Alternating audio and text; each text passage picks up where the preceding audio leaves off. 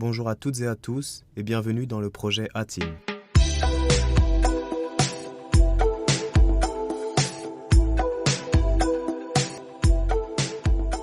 Pour ce premier épisode, j'ai eu le plaisir de m'entretenir avec Victoire Sato, cofondatrice de The Good Goods, un média qui s'engage contre la fast fashion et propose des alternatives. Ensemble, nous revenons sur son parcours, de son premier métier de radiologue à la naissance d'une idée de blog qui est désormais le premier média sur la mode responsable. Elle expliquera le processus de création et le financement d'un projet qui a su garder son identité et se développer. Nous nous sommes ensuite risqués dans l'opacité de la fast fashion, une industrie qui cache de trop nombreuses dérives écologiques et sociales.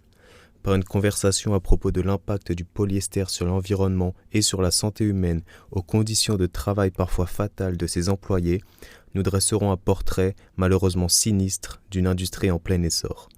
Pour finir, nous avons pensé comment à son échelle agir pour une consommation plus responsable et comment y parvenir. J'espère que cet épisode vous plaira. Bonne écoute. Victoire, bonjour. Bonjour Tanguy, Comment vas-tu ? merci à toi de me recevoir, je vais très bien. Tout d'abord, j'aimerais revenir sur ton parcours. Est-ce que tu peux te présenter ? Ouais, pas de problème. Alors, j'ai effectivement un métier aujourd'hui qui ne correspond pas du tout à mes études. Donc déjà, j'ai 32 ans. Euh, pour resituer un petit peu, j'ai fait des études de médecine. Je suis radiologue diplômée, un cursus tout à fait classique. D'abord à Nice pendant 6 ans en médecine en filière commune. Et ensuite, pendant 5 ans à Paris, en internat de spécialité. Et à partir du début de mon internat, donc en 2011, novembre 2011, en arrivant à Paris, j'ai commencé à m'intéresser de façon très proactive à ma passion pour transiter dans l'hypothèse en fait d'en faire un jour une profession, mais sans savoir exactement dans quel domaine précisément. Donc il s'agit de la mode, mais au sein de la mode, je ne savais pas si je voulais communiquer sur la mode, me lancer dans la fabrication de vêtements. J'avais vraiment un intérêt voilà, polyvalent pour cette discipline et au fur et à mesure en fait de mes recherches, de la façon dont je me suis cultivé un réseau et de ce que j'ai découvert notamment sur l'impact environnemental et social de cette industrie et puis les solutions disponibles pour consommer de façon un peu plus responsable, j'ai réalisé que ce que j'avais envie de faire, c'était de créer un média pour parler de ces solutions et parler de ces, à la fois des choses terribles qui sont liées à cette industrie, mais également de tout ce qui se fait de positif et dont on parle peu, et notamment de l'offre vraiment mode, qui n'est pas seulement une offre de vêtements écologiques, auquel on reproche souvent de ne pas être très créatif, parce que j'étais un peu la personne qui partageait habituellement tous ses bons plans vestimentaires à ses copines. Donc voilà, je me suis dit que ça pouvait avoir aussi un sens de le faire avec une dimension plus responsable.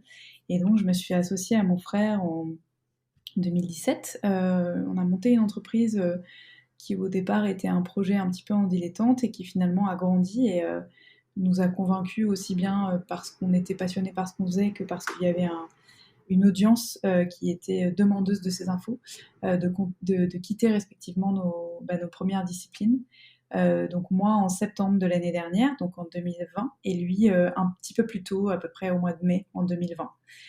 Donc en fait, j'ai exercé la radiologie principalement pendant mon internat. J'ai fait 1 an de clinica et 2 années d'activité en libéral en temps partiel. Et puis les 3 dernières années ayant été à cheval entre les deux professions. Et pourquoi la mode en particulier ? C'est une passion qui remonte à l'enfance ?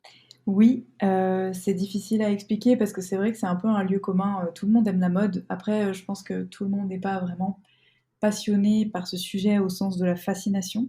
Évidemment, il y a une dimension artistique, esthétique, créative qui me plaît énormément, mais pas tant par la vitrine que parce que ce que ça raconte.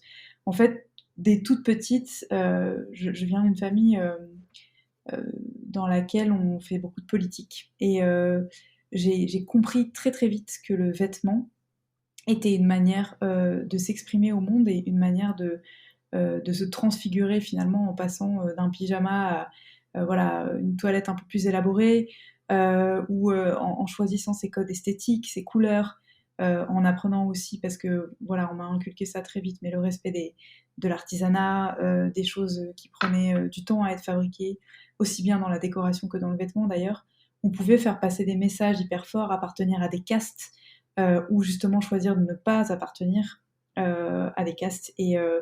Et j'ai toujours trouvé ça extrêmement fascinant. Et je suis aussi convaincue, à travers bien sûr mes lectures, hein, c'est pas moi qui l'ai inventé, mais de la dimension sociologique et politique du vêtement. Et quand on retrace un petit peu l'histoire du vêtement qui n'était pas seulement utilitaire, mais vraiment de la mode au sens voilà, de la création de mode, de la haute couture hein, finalement, donc le début des années, la fin du 19e siècle, début du 20e, et jusqu'à aujourd'hui, quand on étudie tous les courants liés aux vêtements, tous les courants politiques et ce qu'ils ont été, comment dire, l'esthétique en fait qui les a portés. Alors, il y en a des tas, hein, mais que ce soit des mouvements punk, les skinheads, la révolution de la libération quelque part de la femme à travers l'émancipation du corset, le port du pantalon, le costume au féminin, etc. Bon, il y a mille exemples, mais la robe de mariée aussi est un autre exemple. En fait, tout ça, ce sont des choses qui ont été de nombreuses fois théorisées par des gens comme Roland Barthes, par des gens comme Bourdieu, bon, par des penseurs du vêtement aussi. Et c'est vraiment cette dimension-là que je trouve absolument fascinante. Et voilà, et j'aime beaucoup d'ailleurs. Mon métier aujourd'hui, c'est plutôt d'être dans la projection, dans la prospection des choses nouvelles, de l'innovation, de la compréhension de l'ère du temps aussi. Qu'est-ce qu'on porte aujourd'hui et pourquoi, et qu'est-ce que ça dit de l'époque. Mais je pense que c'est indispensable pour ça de connaître l'histoire et de s'en référer aux archives. Donc c'est un exercice que je fais très, très couramment, très fréquemment. D'accord. Tu as lancé ton média.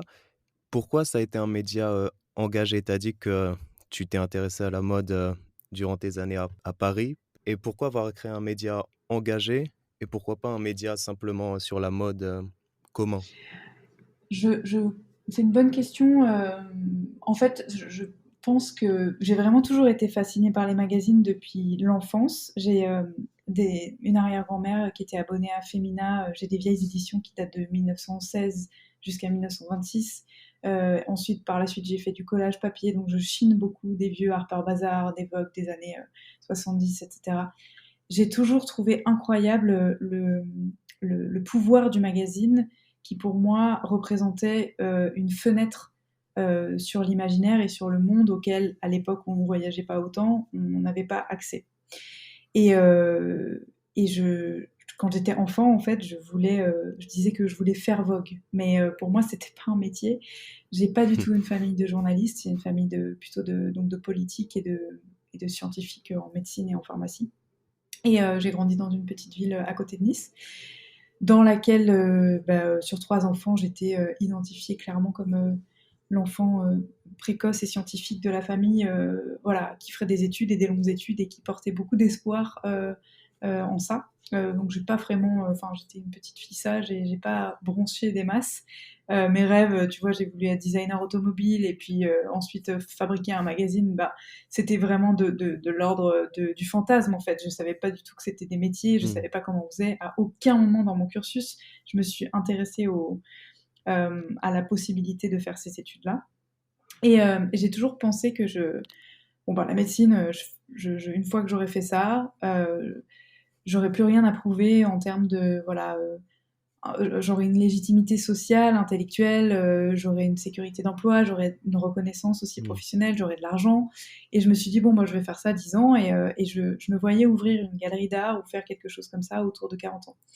Et en fait, une chose aussi, c'est que j'ai réfléchi à faire une école de mode à plein de moments dans mon cursus. Parce que, comme je te le disais, j'avais pas vraiment d'idée préconçue de magazine. Et je ne me voyais pas. En fait, je me disais, mais je ne me reconnais pas dans ce monde de la fashion traditionnelle. Je me sentais vraiment pas légitime. Et en 2016, j'ai fait une interruption d'1 an dans mes études de médecine pour faire un master 2, parce que quand tu veux faire une carrière universitaire en médecine, tu es obligé d'avoir un double cursus scientifique en plus de la médecine, donc une thèse de sciences en plus, donc il faut forcément passer par un master 1 et 2. Donc j'ai eu un master 1, j'ai fait un master 2, et au cours de ce master 2, j'avais du temps et j'ai rédigé en tant que freelance pour un média en ligne qui n'existe plus aujourd'hui, mais qui écrivait sur pas mal de choses, plutôt des phénomènes de société très parisiens, très, très bourgeois, et dans lequel moi j'écrivais pour la mode. Je décryptais des collections de haute couture, et c'était chouette, mais si tu veux, c'était une passion dans laquelle je voyais pas d'horizon pro. Et un jour, alors que j'ai suggéré un sujet sur cet impact, en fait, sur l'impact de cette industrie, j'ai commencé à creuser sur le cuir, sur voilà, les teintures, le sourcing des matières, les animaux, la maltraitance, les abus sociaux dans les entreprises, que ce soit les conditions de travail des femmes, des enfants, mais même des hommes, hein, enfin voilà, de cette industrie textile. À force de diguer dans ces informations-là et de faire une enquête journalistique avec un travail bibliographique qui était un peu l'équivalent de celui que je faisais en médecine quand j'allais chercher des infos scientifiques, eh bien, j'ai trouvé mon rôle en fait. Et je me suis dit, mais voilà ma valeur ajoutée, c'est la médecine qui croise la mode, c'est pas l'evidence-based medicine, c'est le evidence-based fashion, c'est comment est-ce que tu vas chercher des informations qui sont scientifiquement crédibles et que tu les implémentes dans une discipline qui n'a pas du tout l'habitude de dialoguer avec la science. Et qu'est-ce que ça peut donner? Et en fait, c'est à partir de là où, en allant voir mon frère, à l'époque où j'avais pas du tout un projet d'entreprise, j'avais vraiment un projet de blog, c'est lui qui m'a dit, viens, on fait un truc, il y a quelque chose à faire, c'est sûr. Mais c'est là où, si tu veux, alors on peut appeler ça un peu pompeusement l'ikigai, où tu vois l'alignement, voilà, des planètes, hein, mais c'est là où j'ai trouvé ma raison d'être professionnelle. D'accord, c'est vrai que tu parles de magazine et quand je sais pas si c'est fait, exprès, mais en regardant le site de Good Goods, il y a plein d'images, de couleurs et ça fait plus penser à un magazine qu'à un journal, traditionnel. Tu veux dire tu veux dire un magazine qu'un journal, un Vogue versus un Le Monde, par exemple, quand Oui, tu parles. voilà, Ouais. voilà, tout à fait. On a été accompagné dans la DA par une équipe incroyable pour le site qui a été loadé dans sa nouvelle version avec toute une nouvelle image de marque et un nouveau logo en septembre. Une agence qui s'appelle Buddy Buddy, que je salue et que je remercie, qui fait un taf incroyable, auquel on a donné beaucoup de guidelines sur quelle était notre identité. En tout cas souhaitée, et notamment aussi en termes d'impact numérique, parce que c'est un des premiers sites qui est le plus low carbone possible, et pour un média c'est un énorme taf parce qu'il y a tellement de contenu et tellement d'images que c'est compliqué d'avoir un faible impact, mais voilà, ils en ont fait leur projet pilote, et vraiment je les en remercie. Mais oui, c'est vrai qu'en fait au départ on était identifié comme un média un peu brainy, et de fait on attirait beaucoup les pros et beaucoup les nerds du domaine, tu vois, mais pas suffisamment le tout venant, pas suffisamment les citoyennes et les citoyens, et on s'est dit, ok, ben déjà on est un média de mode parce que pour nous la mode c'est pas punitif, c'est vraiment une invitation à s'épanouir dans son style et dans son identité, et on peut le faire de façon responsable, et voici comment. Et c'était pas un média écolo qui parlait un peu de vêtements. C'était vraiment un média de mode qui voulait bien faire. Et ça, on n'avait pas pris le bon virage en termes de communication, d'esthétique, en tout cas d'image de marque, à la genèse du mag. Donc, c'est super si tu as ce ressenti aujourd'hui, parce que c'est vraiment là où on veut aller. Tu parlais de l'identité de The Good Goods. C'est quoi The Good Goods et qu'est-ce qui fait cette identité? Tu faisais référence à ce milieu élitiste qu'il pouvait avoir dans la mode Mhm. et est-ce que c'est une façon de briser ces barrières, d'ouvrir des portes et de le démocratiser? Ouais, alors, je ne sais pas si je peux dire, comment dire, qu'on l'est, mais je peux dire ce vers quoi on tend, en tout cas ce qu'on souhaite être. Aujourd'hui, effectivement, alors The Good Goods, on le définit comme étant le premier média francophone sur la mode responsable. D'un point de vue très pratico-pratique, et après je te donnerai les considérations plus idéalistes, mais d'un point de vue très pratique et pragmatique, donc c'est un site web à destination du grand public. C'est toute personne concernée par la mode et l'écologie qui est la bienvenue, quel que soit son âge, quelle que soit son orientation sexuelle, son genre, sa taille, sa morphologie, sa couleur de peau. Euh, voilà, à partir du moment où elle a un intérêt pour le développement durable et pour la mode, elle est la bienvenue. Et quel que soit aussi son degré de connaissance du sujet Hmm. et son envie aussi d'aller profondément dans ces sujets. Tout le monde n'a pas de connaissances très techniques sur le vêtement, tout le monde n'a pas de connaissances en profondeur sur l'écologie, tout le monde n'a pas envie de lire des choses terribles sur l'industrie de la mode, et tout le monde n'a pas forcément le temps de lire des dossiers de 7 à 8 minutes de lecture pour s'informer sur comment faire pour trouver un t-shirt blanc ou un manteau ou une paire de baskets qui soit cool et qui soit le moins impactant possible et donner mon argent à des marques les plus vertueuses possibles.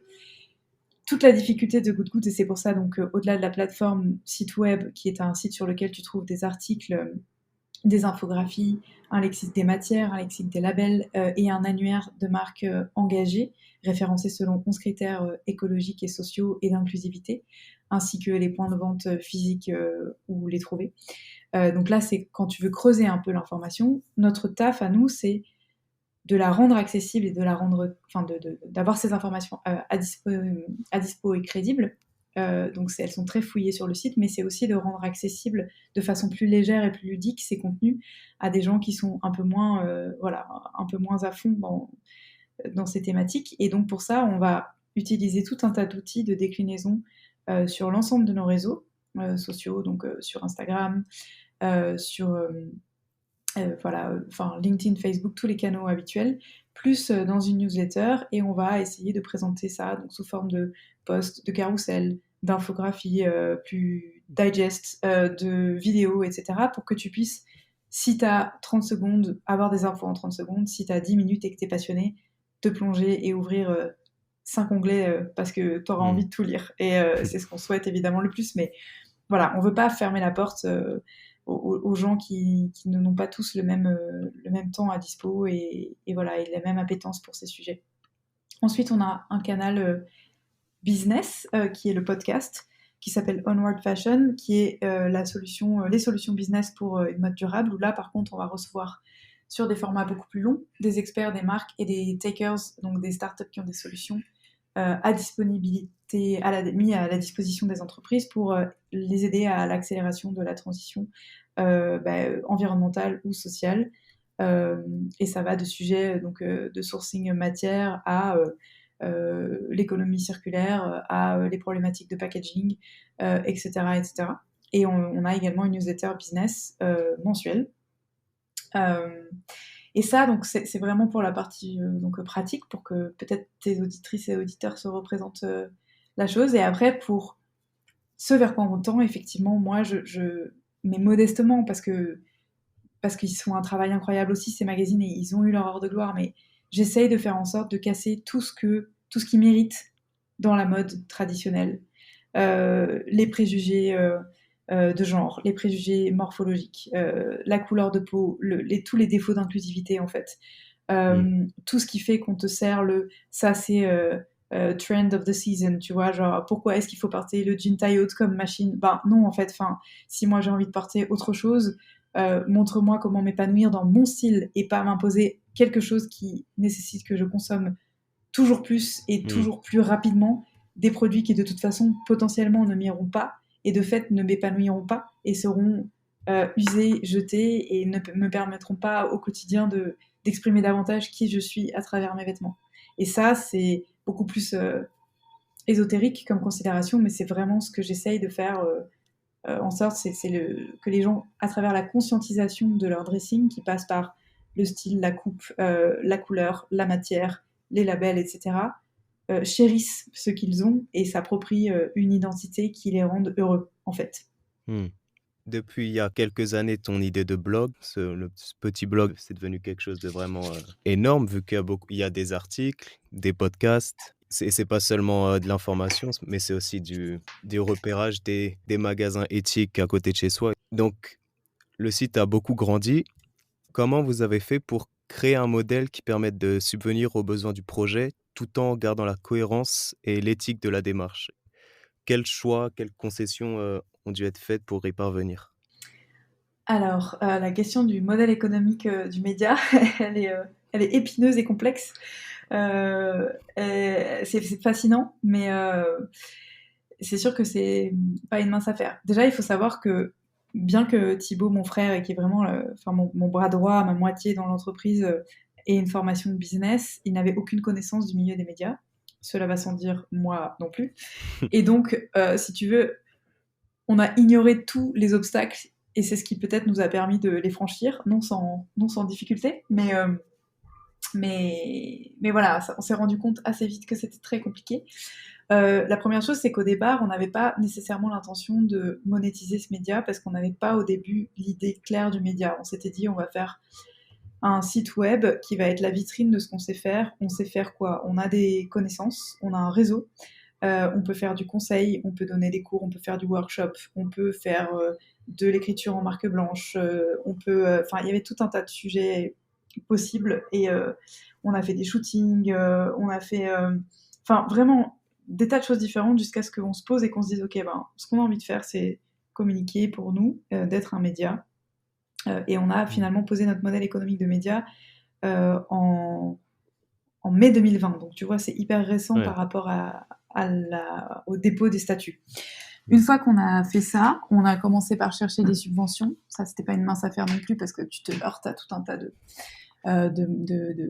financiers et d'investisseurs qui sont bien souvent des hommes qui ont la soixantaine, qui ne connaissent que le média traditionnel et le modèle économique de l'annonceur, en fait, qui nous ont dit d'emblée, mais alors déjà, un média, c'est jamais rentable. Ensuite, vous pouvez pas être jugé parti, donc c'est impossible que vous gagniez des thunes en sollicitant les marques pour écrire à leur sujet tout en restant impartial.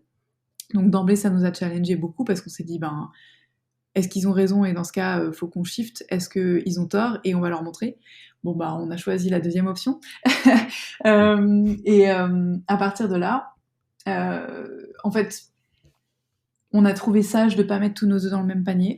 On a un modèle économique qui est multiple. On a d'une part une activité effectivement de publi-rédaction, mais qui est pas du tout conventionnelle. C'est-à-dire qu'on a fait le choix de pas faire d'affiliation, de pas d'avoir des displays qui sont très peu nombreux et maîtrisés. C'est-à-dire qu'il n'y a pas de pub sur The Good Goods en dehors d'encarts qui sont vraiment dédiés à une marque pendant une semaine ou à un projet. Par exemple, là, tu vois, on a sorti la Bible du vintage.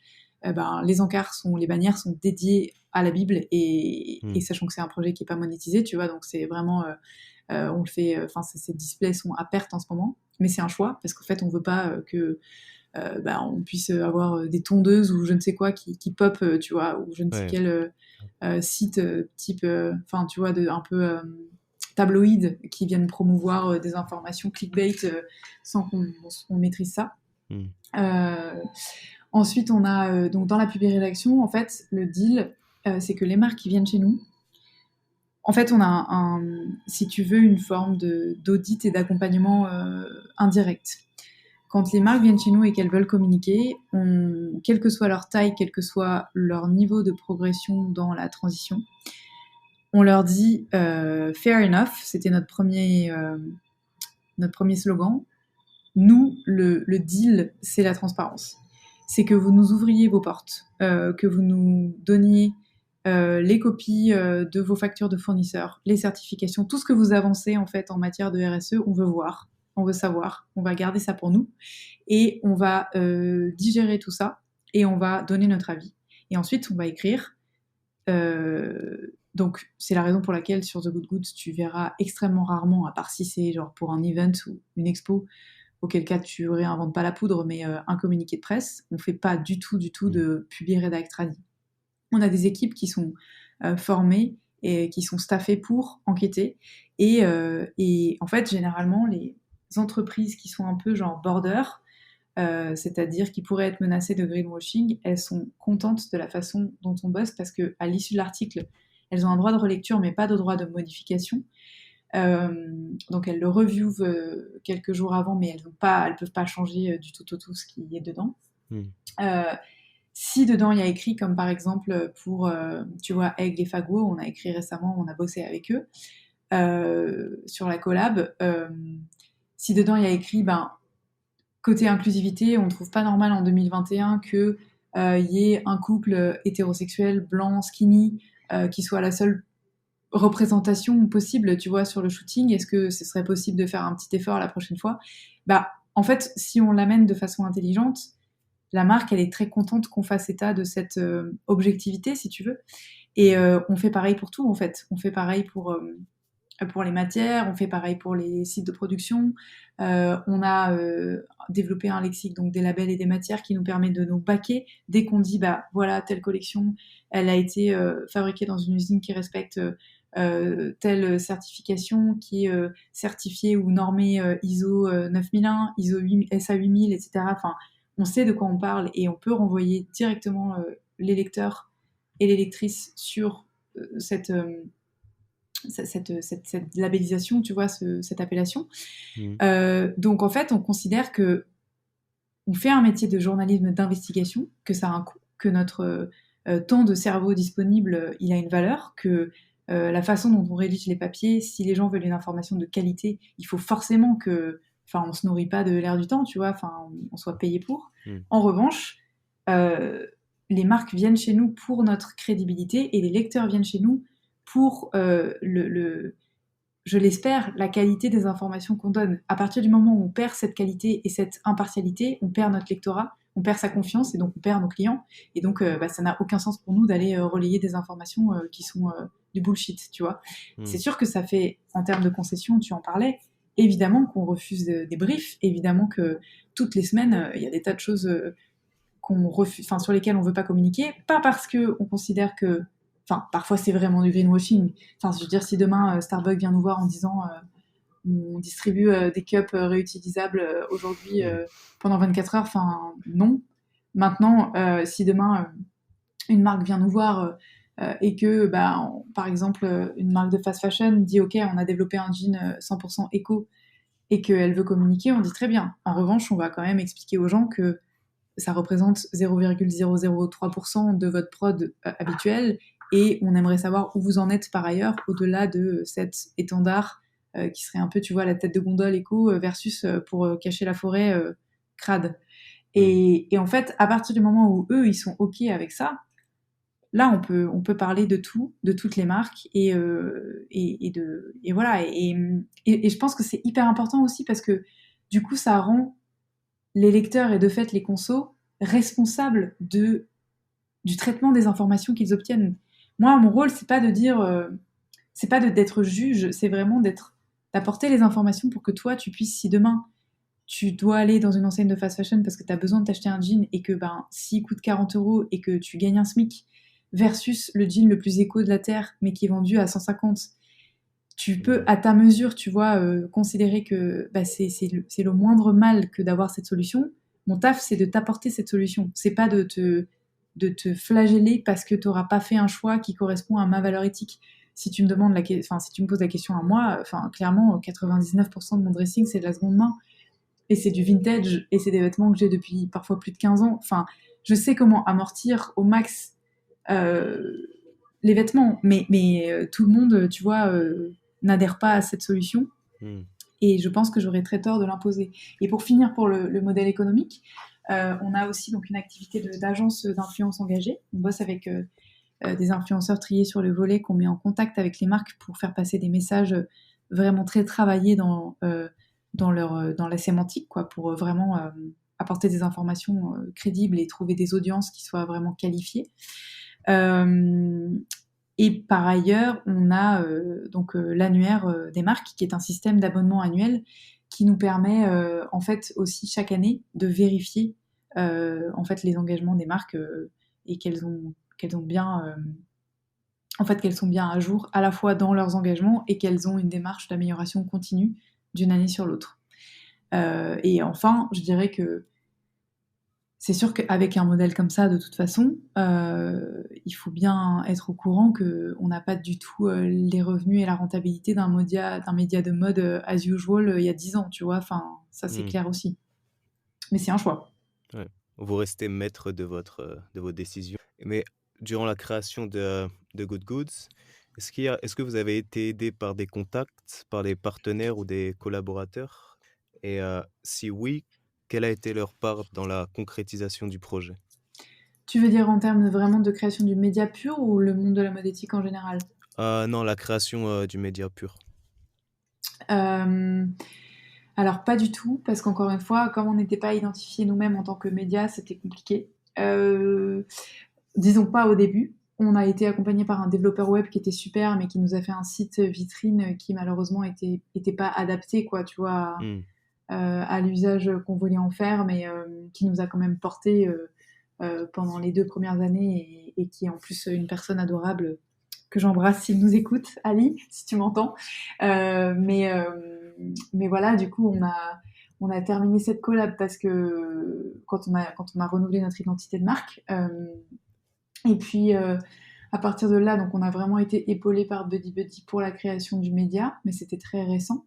Et sinon, en termes par contre de réflexion sur le média en lui-même, non, ça a été assez compliqué. Ça a été beaucoup de bouche à oreille, beaucoup de discussions, beaucoup de veille aussi, d'autres médias et manières de faire, avec à la fois cette ambivalence aussi, parce que comme tu l'as dit, en fait, on n'est pas un média classique, on n'a pas du tout un modèle économique classique, Hmm. et on ne veut pas tomber dans le média classique. Donc c'est regarder de loin ce qui se fait, mais tout en ayant à l'esprit qu'il faut garder son indépendance et suivre très fort ses intuitions, quitte à se prendre une bâche, en fait, quitte à se tromper. Mais il y a quand même, je pense, le paysage médiatique traditionnel est en train de se redessiner, et c'était déjà le Hmm. cas dans la fracture print versus numérique, qui est en train de s'estomper. Mais bon, il y a quand même, enfin voilà, le modèle de la pub, qu'il soit pour le print ou pour le digital, enfin pour moi est vraiment obsolète et clairement, enfin il va a priori, d'après ce que j'en vois, il va pas très bien, quoi. Donc voilà, Hmm. c'est avoir à l'esprit que ça existe tout en essayant de trouver des solutions alternatives. Tu parlais des marques avec qui vous travaillez. Est-ce que vous êtes en lien avec des associations ou des initiatives entrepreneuriales avec qui vous partagez des visions communes? Ouais, plein, bien sûr. Alors, le monde des médias traditionnels est très fermé. Le monde des médias écologiques et de la mode éthique est plutôt hyper ouvert et solidaire. Globalement, on se connaît tous très bien, notamment parce qu'on a énormément été sur des salons avec Thibaut, enfin pour essayer de comprendre un peu cet écosystème et puis ben, aller à la rencontre des gens, des marques, connaître leurs besoins, etc. Donc on a été vachement portés par ces gens-là et c'est super parce que c'est des gens qui dès le début nous ont fait confiance et nous ont soutenus. Il y en a des tonnes, mais si je devais en nommer quelques-uns, il y a le groupe Première Vision côté B2B qui a été voilà, un des premiers à nous faire hyper confiance sur l'édito, sur la modération de talk, sur le sourcing des informations. Il y a des structures plus, comment dire, éducatives comme l'IFM, la Paris School of Luxury par exemple, Hmm. S-Mode aussi. Il y a évidemment bah, tout ce qui est les e-shops de mode éthique, Dream Act, We Dress Fair qu'on connaît très bien. Il y a le label Slow Yard aussi avec lequel enfin, on travaille régulièrement. Puis il y a toutes les marques évidemment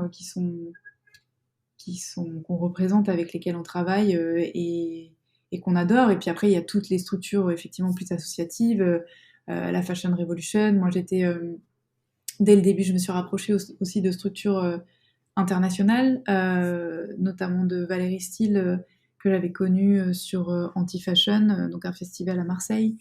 Valérie Steele, qui était la directrice du muséum du Fashion Institute of Technology et qui a écrit des tas de bouquins sur la mode, qui m'avait fait l'amitié de venir sur le podcast au tout début, alors qu'il était, enfin que j'étais allée voir à New York, mais Hmm. qui était naissant. Alden Wicker aussi du blog EcoCult. Plus récemment, il y a bah, tout l'écosystème de la caserne, qui est le premier accélérateur européen de la mode responsable et qui se trouve à Paris, dans lequel on a la chance d'avoir nos bureaux depuis quelques semaines. Et Paris Good Fashion aussi, à l'initiative voilà, de la mairie de Paris, avec le collectif Fashion for Good des Galeries Lafayette. Entre autres, voilà, c'est vraiment les canaux. Enfin, il y a tout un tas d'acteurs qui ont été hyper avenants et assez curieux aussi de notre approche un peu novatrice peut-être. Mais voilà, je ne sais pas si ça répond à ta question. Ah oui, parfaitement. Donc, on va passer à la partie un peu moins responsable, si on peut dire.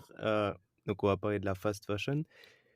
Pour toi, pour une personne engagée pour une mode plus durable et plus responsable, comment tu définirais la fast fashion? Alors la fast fashion, j'ai une définition qui est très claire, qui n'est pas de moi. C'est Marie Schott qui l'a employée sur le podcast donc Onward Fashion. J'ai eu la chance de la recevoir. Marie Schott, c'est c'est la fondatrice de la marque Undies, marque de Mmh. sous-vêtements bien connue, et ensuite la CEO de Etam pendant des années, puis maintenant CEO de The Couples. Et elle dit de la fast fashion que c'est la démocratisation du beaucoup à pas cher. Mmh. C'est exactement ça. Donc la fast fashion, on parle surtout de l'impact écologique et social. J'ai vu que tu faisais un peu la guerre au polyester sur tes articles, j'en ai vu pas mal. Donc, Ouais. est-ce que tu peux nous parler de l'impact écologique dans un premier temps et de ce matériel?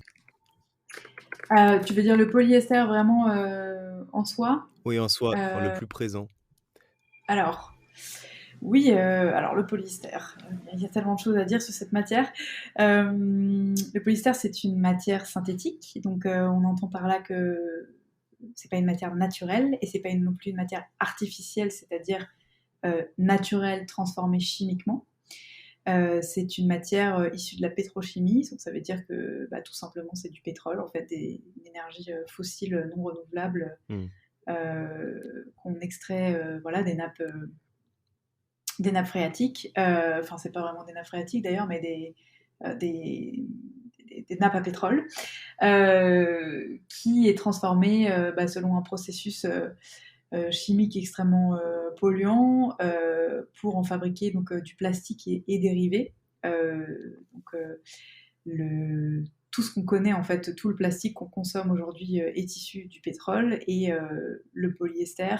Donc, c'est cette matière textile qui est présente absolument partout aujourd'hui, qui représente à peu près 50% en fait, du total des fibres textiles utilisées dans le monde. En gros, elle se tire la bourre avec le coton. Nous avons abordé la question environnementale par le polyester, mais comme Victoire le rappelle, le coton est aussi très utilisé dans l'industrie de la mode, et il transporte avec lui son lot de désastres. Par exemple, sa culture est la principale consommatrice de pesticides au monde. Ou encore, le coton demande énormément d'eau douce. Un seul t-shirt en coton, c'est l'équivalent de 70 douches. L'eau de pluie ne suffit donc pas pour irriguer les champs immenses, alors cette industrie va détourner les eaux des rivières, des lacs ou des nappes phréatiques, ce qui va rendre difficile l'accès à l'eau douce pour les populations de régions entières. Et il l'a dépassé très récemment. Et le reste des matières, c'est vraiment des quantités qui sont infimes utilisées aujourd'hui. Pourquoi c'est utilisé partout? Parce que c'est extrêmement peu cher, parce que ça se fabrique vite et parce que c'est très très malléable. Donc tu peux en faire bah, tout un tas de déclinaisons à partir de matières d'origine pétrochimique. On fait du nylon, on fait bah, des sacs en plastique qui emballent nos vêtements, on fait du lycra, on fait des matières donc, qui servent à faire des sous-vêtements, des vêtements de sport qui sont mélangés par exemple avec du coton pour faire des jeans élastiques, etc., Hmm. etc. Enfin, c'est infini. Ça a aussi un gros potentiel en termes esthétiques, puisque bah, tu as plein de types de. Tu peux en faire du fleece, par exemple, qui est cette matière qui sert à faire des polaires assez douces, un peu moutonnées. Et tu peux aussi en faire voilà, un legging de sport. Donc c'est très très polyvalent. Hmm. Le problème, c'est que ça a une durée de vie bah, qui est la plupart du temps pas terrible parce que c'est souvent des produits qui sont pas de grande qualité, à moins d'être travaillés en ce sens, mais généralement ce qui est pas cher bah, n'est pas très qualitatif.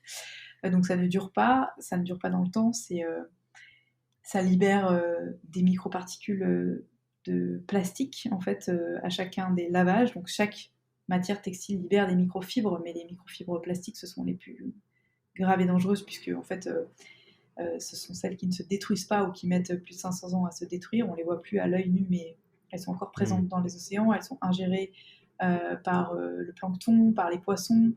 On les retrouve aujourd'hui dans les utérus, dans les placentins en fait, des femmes ayant accouché. Une étude assez récente qui est sortie là-dessus, donc probablement en fait dans le corps humain, on sait qu'on les ingère et on sait que les fœtus les ingèrent.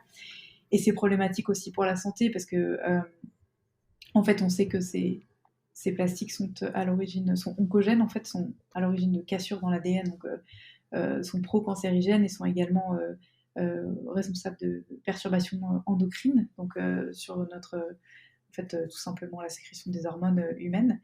Le problème, c'est qu'on a très peu de recul, puisque c'est des matières qui ont émergé principalement au moment de la Seconde Guerre mondiale. Vraiment l'avènement du nylon, du polyamide, etc. C'est autour des années 50 dans l'usage massif de ces matières. Et de fait, l'impact sur la santé, tu peux difficilement le mesurer sur cette échelle de temps qui est courte. Et par ailleurs, c'est très compliqué en fait d'imputer, par exemple, l'augmentation des cancers, admettons, du pancréas ou de la peau. Je dis n'importe quoi, ce sont des exemples qui ne sont pas fondés, mais c'est très difficile de dire sur une cohorte de patients atteints de ce type de cancer que l'exposition massive à ces matières est à l'origine du cancer, parce qu'en fait, il y a plein de cofacteurs, il y a la pollution atmosphérique, il y a potentiellement le tabac, etc., etc. Et tu peux pas, en fait, pour avoir des études crédibles, il faudrait soumettre une population à du polyester pendant 50 ans exclusivement, et une autre qui porterait que du coton bio, et voir s'il y a une différence d'incidence de ces maladies. Et éthiquement parlant, tu peux pas le faire, et en plus, en termes de pratique, c'est impossible. Donc c'est extrêmement problématique aussi parce que c'est une matière qu'on sait recycler, mais qui pollue même quand elle est recyclée. Donc évidemment, l'impact du polyester recyclé est bien moindre que celui du polyester neuf. Maintenant, c'est une matière qui se dégrade un peu plus à chaque fois que tu la recycles, donc il nécessite toujours une petite quantité de polyester neuf pour avoir une qualité équivalente. Et malheureusement, pour l'instant, son usage est en augmentation croissante, donc c'est un peu une cata. Je ne sais pas si tu veux savoir d'autres choses après ce tableau qui n'est pas très joyeux. Non, c'est pas très joyeux, mais c'est bien informé.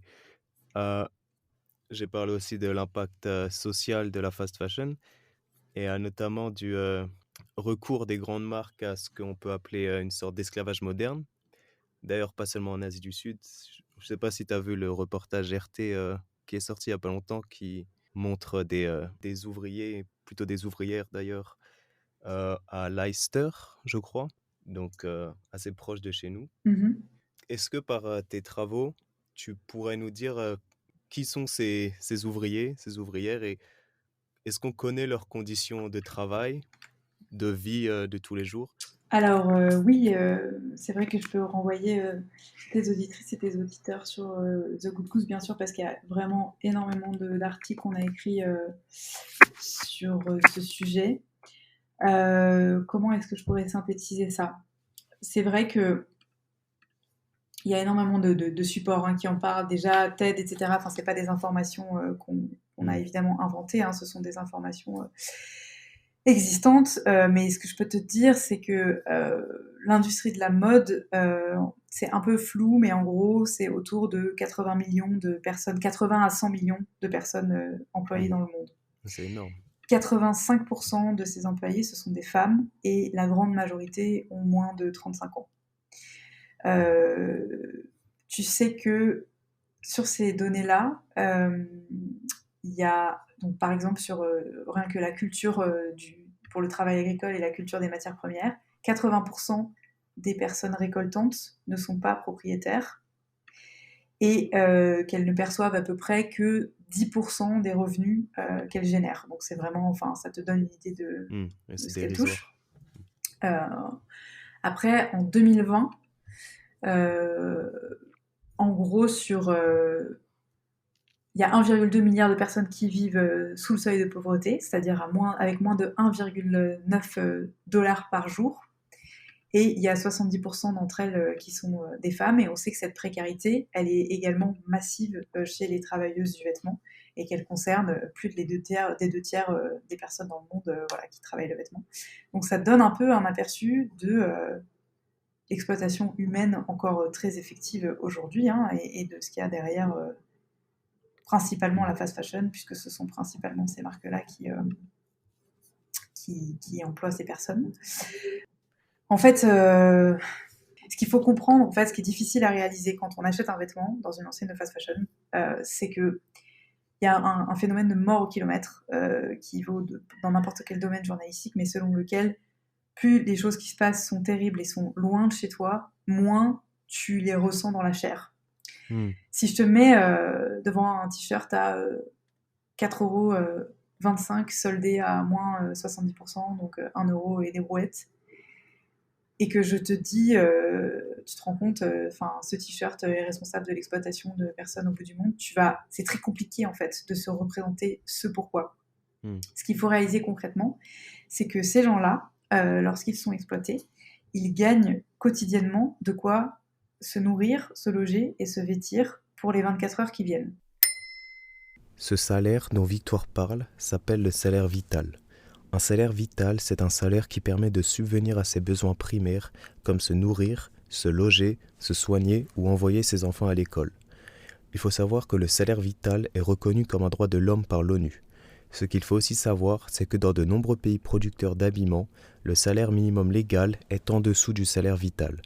Ainsi, ces personnes se retrouvent prises dans un cercle vicieux de pauvreté et de dépendance à leur emploi qui les amène souvent à travailler entre 12 et 18 heures par jour dans des conditions déplorables. Ça veut dire que si demain, ils ne vont pas travailler à l'usine, eh bien, ils sont menacés d'être renvoyés de leur habitat. Ils n'ont pas de quoi manger le soir, c'est-à-dire qu'ils ne peuvent pas acheter la portion de riz ou de nourriture précaire nécessaire à leur survie, et que, évidemment, s'ils ont un problème de santé, ils se débrouillent. Et ça, c'est très concret, on l'a vu notamment lors du mouvement Pay Up au cours du premier confinement. Il y a eu un mouvement de révolte relayé sur les réseaux, parce que des marques comme Boohoo, comme Shine, comme voilà, des enseignes de fast fashion, voire d'ultra fast fashion, se sont défaussées de leurs engagements auprès de leurs partenaires de confection. C'est-à-dire que, en fait, ces marques-là, elles ont des commandes toutes les semaines, elles renouvellent leurs produits, et elles ont à peu près 3 semaines d'avance sur ce qui va arriver en boutique, voire de 3 semaines à plusieurs mois. Et là, en gros, comme les boutiques les ventes étaient gelées, elles n'ont pas voulu payer pour ceux qu'elles avaient commandés dans les 3 semaines et les 6 mois à venir, parce qu'elles se sont dit, ok, si on récupère nos stocks, on va les avoir sur les bras, sachant que ces marques-là ne payent que à la réception de la commande. Donc c'est facile pour elles d'avoir lancé une prod de X dizaines ou centaines de milliers de pièces et de finalement ne pas les payer. Mais pourquoi c'est scandaleux ? Parce que d'une part, du jour au lendemain, dans ces usines au bout du monde, les gens n'ont pas de travail, donc potentiellement se retrouvent à la rue, mais en plus ils n'ont aucune garantie que ça va repartir et dans quelles conditions, et ils n'ont pas été payés pour ce qu'ils ont déjà fait les semaines précédentes. Donc ça a donné lieu à ce mouvement Pay Up qui a forcé certaines de ces marques à finalement, par la contrainte, payer au moins ces stocks-là. Mais c'est une vraie réalité. Et en fait, il y a eu du coup des vagues de gens qui étaient à la rue, de femmes qui étaient livrées à elles-mêmes, qui se sont mises à se prostituer, puisque c'était la seule manière de gagner l'argent à l'instant T. Et ce sont aussi bien souvent des personnes qui ne vivent pas aux mêmes endroits que leur famille. Parce qu'une jeune femme de 25 ans qui a 2 enfants, elle ne peut pas bosser 16 heures par jour, 7 jours par semaine, et s'occuper de ses enfants. Donc elle laisse ses enfants à la campagne, dans des milieux très ruraux, paupérisés, à sa famille, plus ou moins lointaine, et elle va travailler à la ville, donc elle est, en plus de ça, parquée dans des espaces de 30 mètres carrés dans lesquels ils sont 20 personnes, dans des dormitories, et avec un trou pour faire leurs besoins au milieu de la pièce. Ça, c'est la caricature extrême, mais ça existe, et ça n'existe pas seulement au bout du monde. Au Maroc, à Tanger, il y a plusieurs ateliers clandestins. Il y a des choses qui sont très belle et très bien faite au Maroc et des entreprises qui travaillent très très bien, mais il y a aussi encore de la fabrication clandestine. Et il y a eu, il y a quelques mois en hiver, une inondation massive de sous-sol de villas privées dans le secteur de Tanger, et 28 morts parce qu'il n'y avait pas de... En fait, c'était un atelier qui était absolument pas aux normes de sécurité, et les travailleurs du vêtement se sont vus ensevelir, disons, recouverts par l'eau. En quelques heures, il y a eu une montée des eaux dans un sous-sol qui ne présentait pas d'issue, et 28 personnes sont mortes. Ça, c'est quand même assez concret, tu vois. Ouais. En parlant de tragédie, on se souvient de la tragédie du Rana Plaza, l'immeuble au Bangladesh qui abritait entre autres des ateliers de confection pour des marques internationales. Immeuble qui s'est effondré, qui a fait, les chiffres sont pas vraiment précis, mais 1135 morts, je pense, et 2500 blessés. C'est ça, à peu près. Ouais. Et au milieu des débris, on a retrouvé entre autres des produits Mango et Primark. Comment expliquer que ces marques ont pris des semaines à déterminer pourquoi leurs produits se trouvaient dans cette usine? Est-ce que tu aurais une réponse? J'imagine qu'elles ont essayé de gagner du temps pour essayer de faire en sorte de se défausser finalement, et de contourner un peu le problème. Mais non, je sais absolument pas ce qui fait qu'elles ont pu remonter jusque-là, si ce n'est en fait à l'époque, parce qu'il faut quand même aussi remettre les choses dans leur contexte, hein. Ça fait 8 ans, et c'est vrai que c'est absolument dramatique, mais depuis, le Bangladesh a énormément évolué, progressé, et la réglementation internationale s'est structurée aussi pour encadrer ces entreprises et ces usines. Et d'ailleurs, sur les 5000 entreprises textiles au Bangladesh, il y en a plus que 3000 aujourd'hui, puisque 2000 ont fermé pour des non-conformités entre-temps. Je renvoie éventuellement les gens à un épisode de podcast qu'on a fait à ce sujet qui s'appelle « Où en est le Bangladesh 7 ans après le Rana Plaza », donc qui date de novembre 2020. Mais oui, une des raisons possibles, c'est que en fait, dans la mode, l'industrie textile au global est délocalisée massivement depuis les années 80-90, et extrêmement morcelée. Et bien souvent, les marques ne sont pas fabricantes, et encore moins de leurs vêtements, mais encore moins des matières. Et donc, elles ont plusieurs fournisseurs de rang 1 à 4. Donc, le rang 1, c'est le fournisseur le plus proche. Ça va être, par exemple, la personne qui va assembler les tissus en vêtements. Le rang 2, ça va être la personne qui, admettons, ennoblit la matière. Donc, procède à un traitement, à une teinture ou à une imperméabilisation de la matière textile. Le rang 3, ça va être le fournisseur de la matière textile avant qu'elle soit teinte, et le rang 4, ça va être le producteur de coton. Bon, peut-être que Mango s'est dit, j'avais tellement sous-traité que j'étais pas au courant des conditions de travail de cette usine. Et donc, voilà pourquoi le temps de remonter sa chaîne, l'imputabilité réelle a mis autant de temps à être démontrée. Beaucoup de marques ont avancé le fait, comme avec les Ouïghours, plus récemment, qu'elles n'étaient pas au courant et que c'était le partenaire du partenaire qui. En fait, il y a un devoir de vigilance qui est obligatoire pour toutes les marques, et tu es censé connaître l'intégralité de ta supply chain. C'est la base.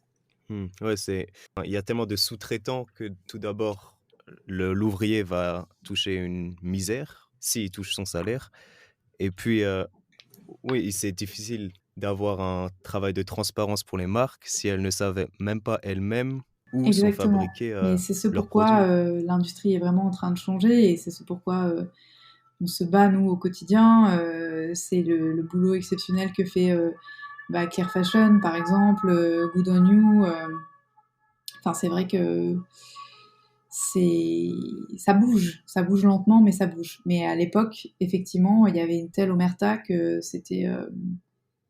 il y avait un espèce de voile, et tout était permis, quoi, sous couvert de marché, finalement, et légitimé par une forme de néolibéralisme débridé, quoi. D'accord. Donc, on va passer à la partie qui parle des alternatives. Tu viens de dire que les marques se bougent. Est-ce qu'elles se bougent vraiment? Est-ce qu'il y a une prise de conscience des grandes marques quant à cette fast fashion et toutes ces dérives? Alors, c'est toujours difficile de répondre à cette question sans être ancré dans une temporalité et une géographie. C'est vrai que moi, je connais le marché plutôt français-européen. C'est compliqué pour moi de savoir ce qui se passe au Japon, en Chine, aux États-Unis, mais globalement, effectivement, oui, ne serait-ce que depuis qu'on a commencé il y a 3 ans, le sujet de la mode éthique, on te regardait avec des grands yeux ronds et les gens répondaient ah ben non, non, c'est pas ma cible, c'est pas ma cible, et les marques expliquaient que c'était absolument pas leur priorité. Aujourd'hui, oui, quand tu te balades dans la rue, t'as pas une vitrine ou une vitrine sur deux sur laquelle il n'y a pas marqué We are sustainable, marque durable, matière éco-responsable, boutique engagée, etc., etc. Donc, faire la part des choses entre la déclaration, l'intention et l'action, c'est tout notre travail. Maintenant, je pense que la déclaration a ceci pour elle d'engager la marque en fait dans le public et donc de fait à ne pas revenir en arrière. À partir du moment où tu dis ok, je deviens une marque circulaire, ok, je me mets au coton bio, bah si tu l'as annoncé, même si tu greenwash au départ, tu t'as mis un doigt dans l'engrenage et à un moment donné tu vas devoir y aller. Donc oui, ça bouge clairement. On reçoit en pagaille des communiqués de presse de marques qui veulent toutes nous montrer à quel point elles font bien. À nous de faire le tri. Mais oui, c'est hyper positif et c'est hyper rassurant. Après, est-ce que ça va être suffisamment vite et suffisamment fort pour que, versus la rapidité du réchauffement climatique, on puisse encore être là dans 100 ans pour en parler? Je ne sais pas, mais je l'espère en tout cas. Comment tu définirais une mode éthique? Quels sont les critères que cela doit comporter? Alors, la mode éthique pour nous, c'est propre à chacun, en fait, déjà. La notion d'éthique, c'est d'une part une notion qui est très individuelle et qui, par définition, n'est pas figée, puisque l'éthique, c'est vraiment l'art de poser des questions et de trouver des réponses qui correspondent à... de trouver des réponses à ces questions en accord avec ses propres valeurs et sa propre morale, sa propre éthique. L'éthique pour The Good Goods, elle est fondée sur 4 critères principaux. Tout d'abord, c'est une mode qui est soucieuse de l'humain, en fait, de son fournisseur à son salarié, à son client ou à sa cliente, bien sûr, sur l'ensemble des étapes de la chaîne de production. Qui est-ce qui fabrique les vêtements? Dans quelles conditions? Est-ce que ces personnes-là sont payées à leur juste valeur pour leur travail, pour le savoir-faire qu'elles transmettent, pour la qualité de ce qu'elles fabriquent? Est-ce qu'elles mangent à leur faim? Est-ce qu'elles ont évidemment des conditions de travail? Est-ce qu'elles travaillent dans des conditions de sécurité suffisantes?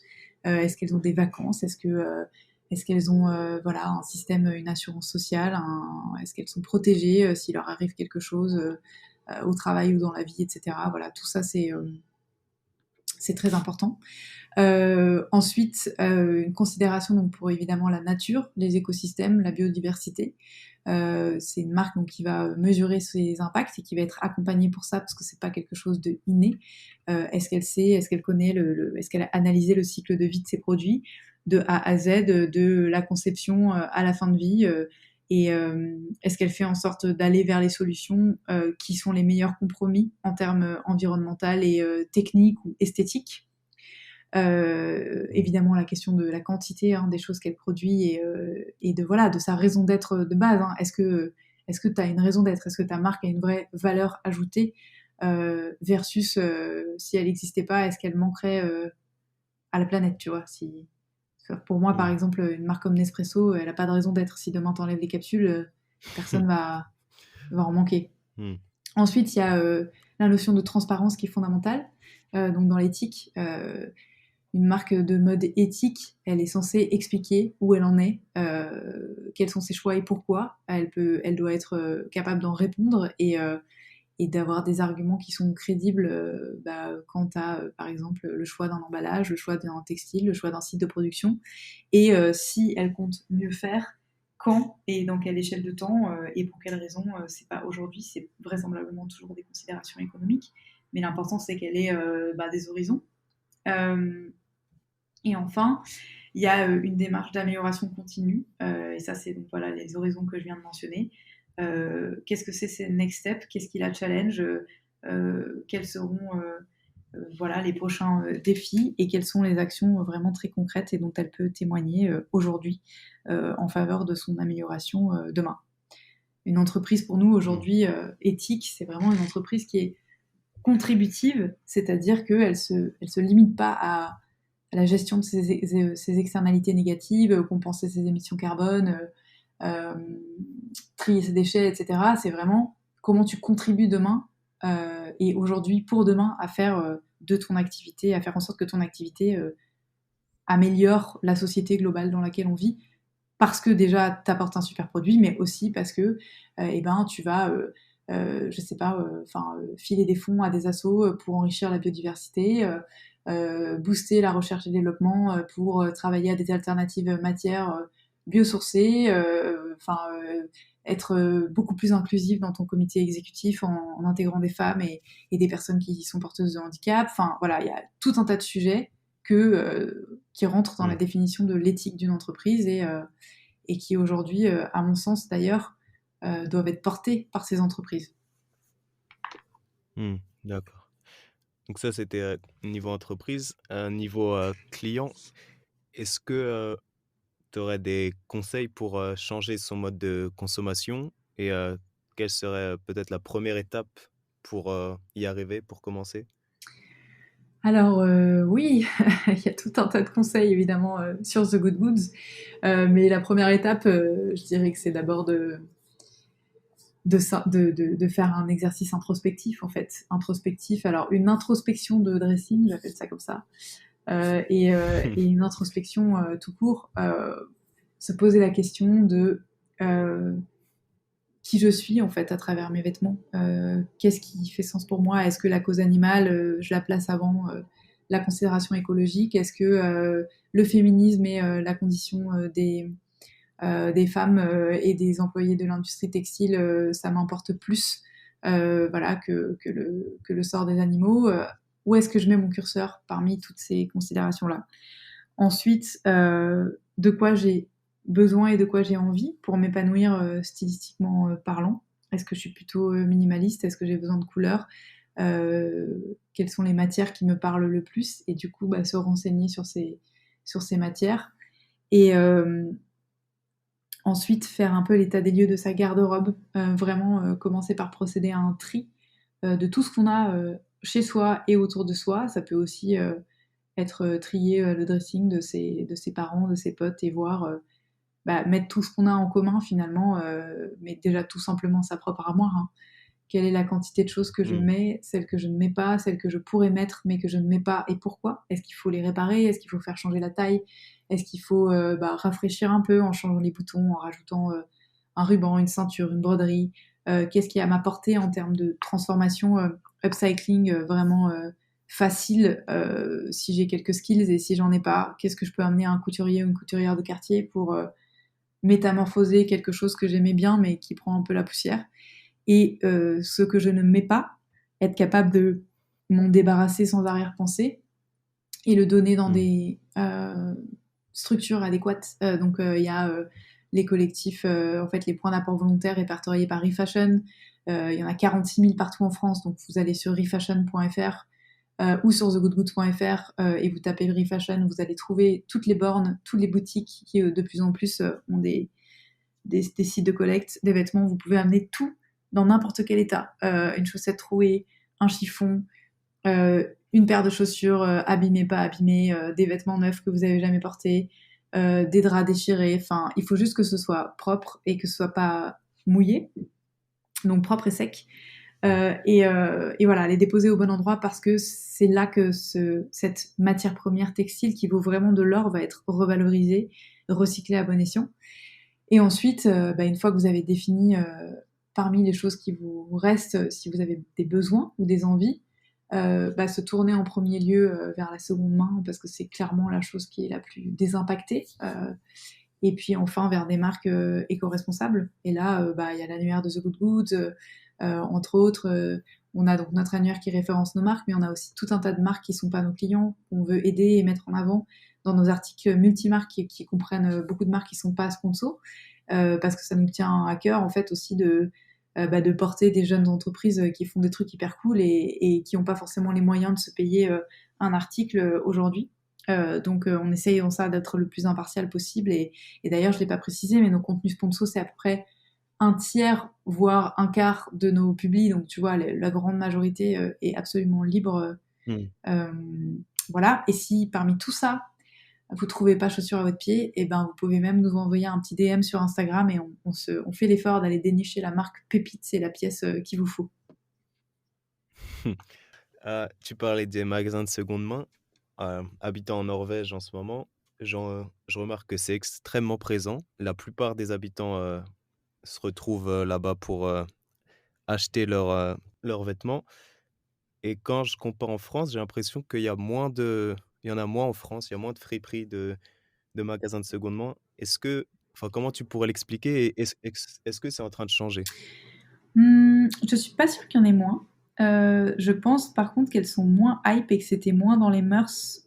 C'est moins dans les mœurs chez nous que ça ne l'est aujourd'hui. Et de fait, aujourd'hui, il y a un aspect un peu dépoussiéré de ces enseignes qui existaient, mais qui étaient soit pas digitalisées, tu vois, pas sur Insta, ou avaient des Mmh. boutiques vraiment, alors la caricature du nid à mythe, tu sais, qui sent la naphtaline et où tu vas dans des Mmh. bacs un peu au hasard en espérant tomber sur voilà, le carré Hermès. Mais Ouais. je Mmh. pense voilà, ces enseignes se sont repimpées. Les prix d'ailleurs ont été un peu hypertrophiés aussi, de fait. Mmh. Mais voilà, je suis pas sûre historiquement qu'il y en ait plus, en tout cas au moins, je te dirais une bêtise, donc je peux absolument pas l'affirmer. Mais D'accord. par contre, euh, oui, ce qui est certain, c'est que là, la seconde main a carrément le vent en poupe, ce qui est super. Du coup, ça veut aussi dire qu'il faut faire très attention à qu'est-ce qu'on nous sert comme étant du vintage et qu'est-ce qui est en fait une vulgaire copie rétro fabriquée il y a 6 mois dans une Mmh. enseigne de fast fashion, parce que c'est important déjà pour l'impact, mais aussi parce que la qualité du vêtement est pas du tout la même. Euh, et pour ce qui est d'une considération très pratico-pratique, les boutiques répertoriées sur The Good Goods, on a effectivement les points de vente de nos marques partenaires qui comportent des vêtements neufs, mais on a aussi tout un tas de boutiques de seconde main qui sont répertoriées sur cette même carte. Il y a un petit filtre qui permet de les retrouver d'ailleurs en cliquant juste sur seconde main. Et on a également récemment publié la Bible du vintage. En fait, on a développé un e-book de 107 pages totalement gratuit à télécharger sur thegoodgoods.fr et qui est un peu une espèce de le b.a.-ba de la seconde main, où la trouver, comment chiner, comment reconnaître les vrais défauts des pièces de mode phares. Et on a listé les sites sur lesquels tu pouvais chiner en ligne et également toutes les boutiques qu'on aime bien un peu partout dans l'Hexagone, en France métropolitaine. D'accord, parfait. Heu, pour cette partie, j'aurais une dernière question. Qu'est-ce que tu penses de Vinted? Parce que moi, en premier lieu, je m'étais dit que c'était super, que c'était accessible, que c'était pratique, mais plus le temps passe, plus je me rends compte que ça laisse le citoyen, les femmes et les hommes dans la peau de consommateurs et même d'ultra-consommateurs parce que tu es toujours à un clic d'acheter quelque chose, mais en même temps, c'est de la seconde main. Donc, qu'est-ce que tu penses de cette application? Euh, Écoute, il y a plein de choses à dire. Je pense que c'est un formidable outil qui force les grandes marques à la circularité parce que c'est vraiment un appel du pied de voir à quel point l'engouement est important et que ça génère des capitaux. Et je pense que c'est une vraie démonstration d'économie circulaire qui est à saluer parce que ça, Mmh. ça a vraiment permis de lever plein de freins et d'a priori en ce qui concerne la seconde main. Donc ça, c'était dans un premier temps. Dans un second temps, effectivement, on s'est vite rendu compte que c'était un peu la nouvelle fast fashion, hein, parce que la plupart des personnes qui sont présentes sur ces plateformes revendent sur Vinted de la seconde main, enfin de la fast fashion pour racheter de la fast fashion. Donc au final, Mmh. écologiquement, ça n'a pas des vertus extraordinaires. Maintenant, en fait, c'est toujours pareil. Je pense que l'arbitre va être le conso et que je peux pas diaboliser ou évangéliser, en fait, enfin, ou pas évangéliser, c'est pas le terme, mais ou faire l'apologie, tu vois, de la plateforme. Je pense que Hmm. il y a pas de réponse binaire. C'est un peu comme tout, en fait. C'est comme Instagram, comme TikTok, comme n'importe quelle addiction finalement, ou matière potentielle à addiction. L'idée, c'est Hmm. de vivre en équilibre, en fait. C'est de vivre avec une balance intérieure qui t'amène, selon ta conscience et encore une fois ton éthique perso, à faire les bons choix et ce qui te semble juste. C'est un peu comme si tu me disais, bah, qu'est-ce que tu penses de l'avènement des supermarchés, vu que le chocolat est à portée de main, tu vois. Bah oui, mais en fait, c'est Hmm. pas pour autant que...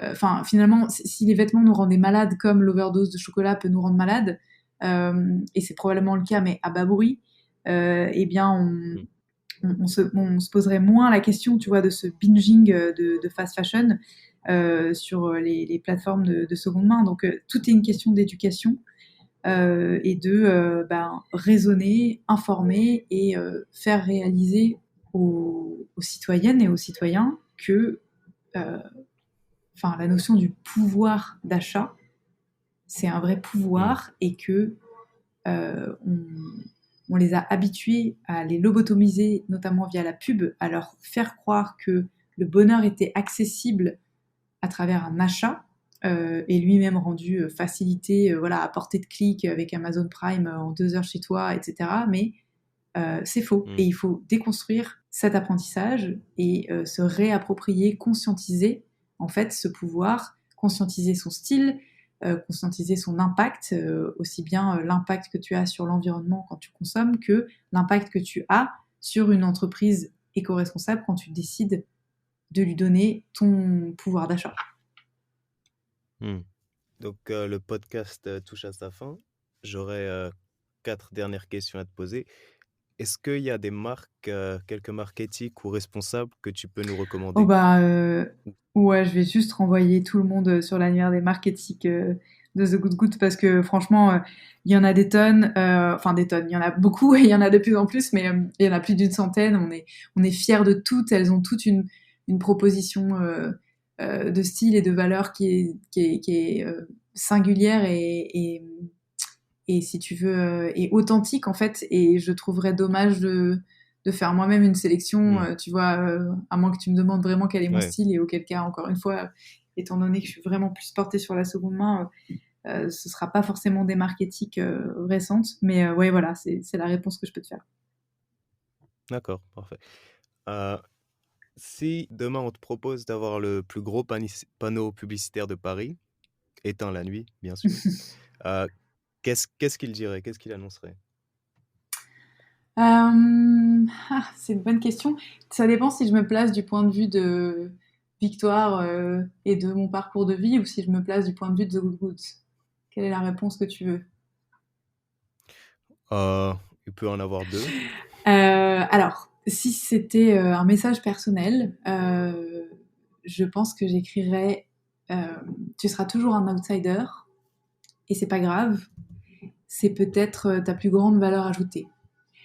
En fait, pourquoi évidemment, ça fait écho à mon histoire perso. Évidemment, moi j'ai toujours eu la sensation d'être pas à ma place ou de ne pas être légitime jusqu'à ce que j'empoigne cette légitimité et cette place. Quand j'étais en médecine, je savais bien que c'était chouette, c'était intellectuellement challengeant, mais c'était pas vraiment ce qui faisait écho dans mes guts, tu vois, c'était pas intuitivement l'endroit Hmm. où je devais être. Mais j'ai appris énormément de choses. Je me suis construite avec ça. J'ai acquis une méthode de travail, un réseau extraordinaire, des maîtres et enfin, des maîtres et des maîtresses, entre guillemets, des maîtres à penser, voilà, qui m'ont porté et qui m'ont amené finalement à ce deuxième métier sans lequel, comment dire, qui n'existerait pas sans ce premier.